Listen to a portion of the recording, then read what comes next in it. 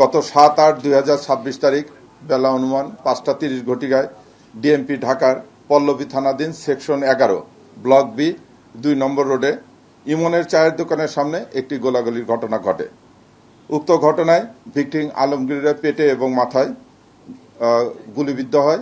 একই ঘটনায় জ্যোৎস্না নামে জনৈক মহিলা, পথচারী মহিলা পায়ে গুলি লেগে আঘাতপ্রাপ্ত হন। এ বিষয়ে ভিকটিমের স্ত্রী রিনা আক্তার পল্লবী থানায় বাদী হয়ে একটি মামলা দায়ের করেন। এই মামলা শুটিং ইনসিডেন্টের পর হইতে ডিবির মিরপুরের একটি চৌকস টিম মামলা ঘটনা সংক্রান্তে ছায়া তদন্ত শুরু করে। ডিবি টিম ঘটনাস্থলে উপস্থিত হয়ে ছায়া তদন্তের মাধ্যমে ভিডিও ফুটেজ সংগ্রহ করে তথ্য প্রযুক্তি এবং ম্যানুয়াল পদ্ধতিতে গোলাগুলির কাজে ব্যবহৃত টয়োটা প্রিমিও গাড়ি, যার রেজিস্ট্রেশন নম্বর ঢাকা মেট্রো গো ৪৫-৫৮-৬১ চিহ্নিত করে এবং বর্ণিত গাড়িটির মালিক হামিদ খান ওরফে মাখনকে পল্লবী থানা এলাকা থেকে গ্রেপ্তার করে। ব্যাপক জিজ্ঞাসাবাদে হামিদ জানা যে গাড়িটি তার নামে রেজিস্ট্রেশন করা হইলেও গাড়ির প্রকৃত মালিক কুখ্যাত মাদক ব্যবসায়ী রুবেল ওরফে র্যাংরা রুবেল। হামিদ মাদক সিন্ডিকেটের অপর সদস্য এবং ঘটনার সাথে সম্পৃক্ত অন্যান্য আসামিদের নাম প্রকাশ করে।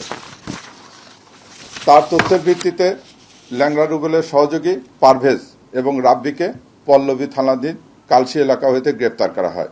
একই সময়ে তাদের নিকট থেকে ল্যাংড়া রুবেলের ব্যবহৃত একটি সাদা রঙের টয়োটা ভক্সি গাড়ি, যার রেজিস্ট্রেশন নম্বর ঢাকা মেট্রো চ 12 সিরিয়ালের 6336 এবং এর ভিতরে থাকা 1000 পিস ইয়াবা উদ্ধার করা হয়। ব্যাপক জিজ্ঞাসাবাদে আসামি পারভেজ এবং রাব্বি জানায় যে রুবেল ওরফে ল্যাংড়া রুবেলের স্ত্রী ও তার পরিবারের সদস্যরা গাজীপুর জেলার একটি স্থানে আত্মগোপন করে রয়েছে। প্রাপ্ত তথ্যের ভিত্তিতে গোয়েন্দা মিরপুর বিভাগ তাৎক্ষণিকভাবে গাজীপুর জেলার শ্রীপুর থানা এলাকায় অভিযান পরিচালনা করে এবং ল্যাংড়া রুবেলের স্ত্রী ও পরিবারের সদস্যদেরকে সেখান থেকে গ্রেপ্তার করা। ল্যাংড়া রুবেলের স্ত্রী জিজ্ঞাসাবাদে জানায় যে গুলিবর্ষণের ঘটনায় প্রত্যক্ষ মূল আসামি ল্যাংড়া রুবেল ও তানজিন আহমেদ ওরফে বাপ্পা ওরফে শুটার বাপ্পা মিরপুর ঢাকা থেকে ঢাকার বাইরে পলায়নের জন্য প্রস্তুতি নিচ্ছে।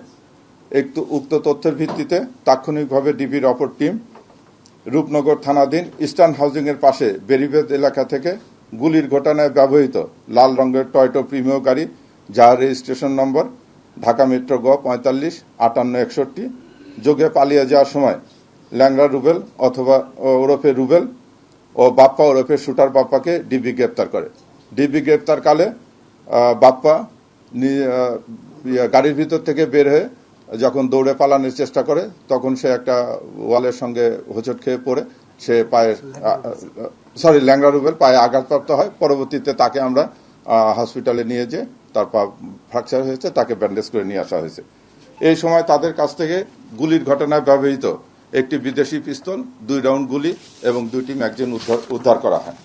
প্রাথমিক জিজ্ঞাসাবাদে ল্যাংড়া রুবেল জানায় যে আলমগীরও একজন প্রখ্যাত মাদক ব্যবসায়ী এবং এই মাদকের টাকা ভাগ বাটোয়ারা নিয়ে তাদের অন্তর্দ্বন্দ্বের সূত্রপাত ধরে সে হত্যার উদ্দেশ্যে আলমগীরকে গুলি করে। ল্যাংড়া রুবেল এবং বাপ্পি তারা চিহ্নিত সন্ত্রাসী, তাদের নামে ঢাকা শহরের বিভিন্ন জায়গায় একাধিক মামলা রয়েছে। আমরা এই পর্যন্ত ল্যাংড়া রুবেলের বিরুদ্ধে 7টি এবং ওই বাপ্পির বিরুদ্ধে একটি হত্যা সহ মাদকের মামলা পেয়েছি। তাদেরকে একাধিকবার পুলিশ গ্রেপ্তার করেছে। তারা জামিনে বের হয়ে এসে একই কর্মকাণ্ডে লিপ্ত হচ্ছে। তাদের বিরুদ্ধে বর্তমানে হত্যার চেষ্টা মামলা আছে।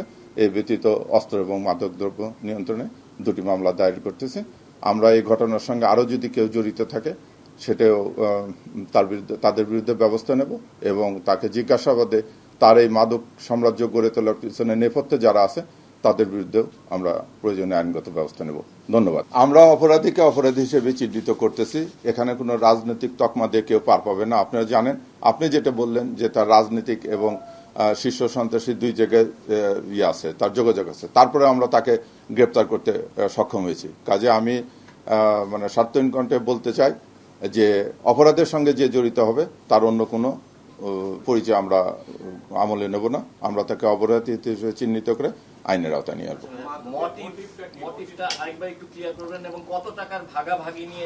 আলমগীরের সঙ্গে যেটা জেনেছি 15 লক্ষ টাকার ভাগাভাগি। আলমগীর একজন চিহ্নিত মাদক ব্যবসায়ী, তার নামেও ঢাকা শহরে অনেকগুলো মামলা আছে।